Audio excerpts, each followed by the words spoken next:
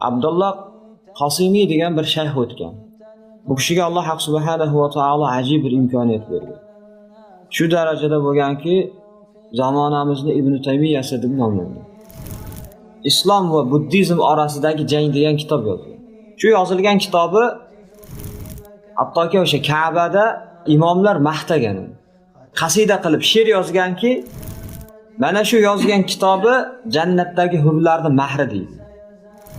Hech qancha vaqt o'tmadi, u Allohni haqorat qilishni boshladi, murtad bo'lib, kofir bo'lib ketdi.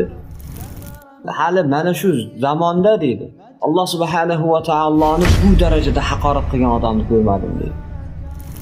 Alloh subhanahu va taolo bizga mana bu bir ne'matni bergandan keyin bu ne'matni doim qadriga yetishlik kerak bo'ladi. Chunki tarixga qaraydigan bo'lsak, qancha insonlar o'tdi, Alloh subhanahu va taolo ularni mana bu iymondan mahrum qildi.